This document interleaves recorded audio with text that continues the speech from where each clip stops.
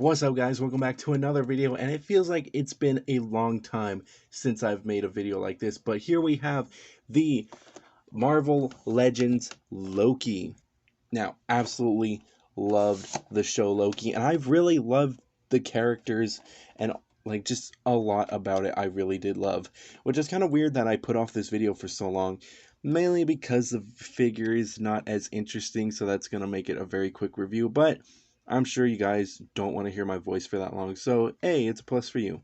So let's get straight into it, and here we have the box with the Loki logo, Loki. So you got Marvel Studios Loki. So awesome. You also get a very nice looking picture of Loki's helmet, which is right there. A very nice picture of Loki on the side, which looks nice, and on this side as well, and also on the back.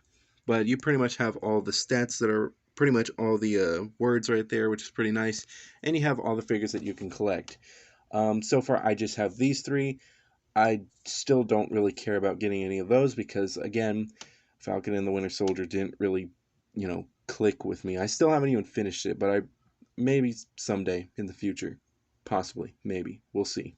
But I do know there are two other Loki figures, which is a Sylvie and a Morbius, which are right here. And I'm honestly getting both because I love those characters, especially Sylvie. She was probably my favorite character. And I was kind of hoping to hear Owen Wilson say, "Wow." But enough with that. We are going to open up the figure, finally get into this review, and pop this guy open. Let's just slide the box right there. Slide this right there. Slide this right there. And he has a very nice background, which is pretty much the Time Variant Authority for all time, always. Very nice looking background. He also does have an extra stand, which pretty much goes for whatever the heck this thing is. I think it's Red Wing from Falcon and the Winter Soldier. But yeah, we pretty much only care about the character, but we'll look at the accessory first. I want to assemble all the pieces. It pretty much looks like this, which is kind of weird looking, but why do you complain every video? What do you want? Hey, you're weird. So these pieces pretty much go to the Falcon, and again, I just don't really care. We pretty much are here for the figure, and the figure itself is not that bad, to be honest. It's not great, but it's not too bad. I'm trying to find the perfect lighting, which I probably should have did this. Why are you biting my heels, you weirdo? But stop.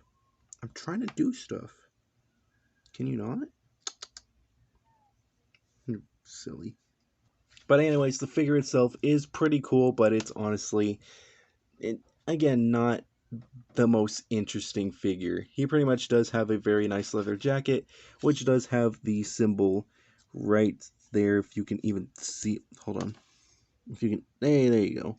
Wait, and there you go. You got something like that. But it's pretty much very nicely detailed. That's pretty much all I could say about it, along with the pants. But I do like the belt that it says TVA. Very nice little kind of hidden things right there. Pretty much the standard stuff. Don't judge that it has on a DC stand. I don't have a Marvel one, but whatever. It also does have variant on the back, so that's pretty much the only interesting thing about this figure. And the face definitely does look like Tom Hiddleston. It does look like Loki.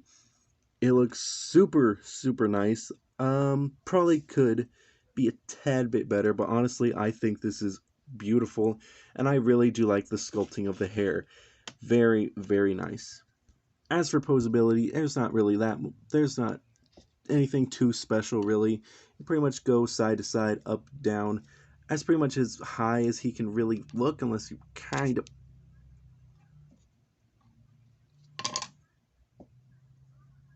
But pretty much he can pretty much only look that far, which is not too bad. He does have a waist movability and also some up about that far, some down about that far, which is not too bad.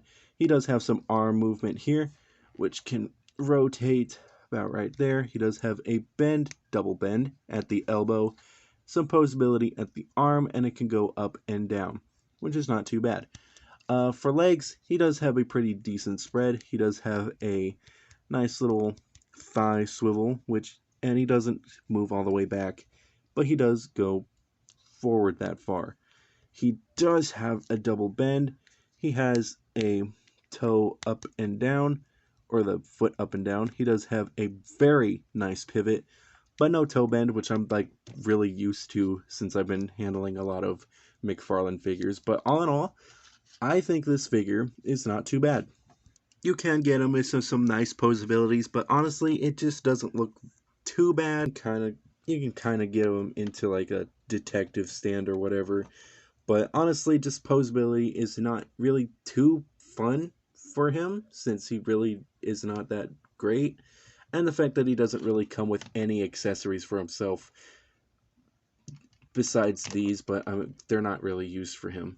The detailing is very nice on the figure, but it's super simple and kind of boring, to be honest. But I do like the leather jacket, and you can kind of see some detail there, but it's very lacking in paint. It's just all white, but I mean, it's not too bad. It's not a great figure. I mean, it's just more of a boring figure, but just the detailing, the wrinkles on the jacket, I think it all looks super nice. Again, it's pretty much just a boring figure. But that's pretty much all for the figure. He's pretty much boring, but I think with Sylvie and Morbius by him, he's going to look super cool. But that's pretty much the end of the video. So hopefully you all enjoyed this kind of short one, and I'll see you guys next time.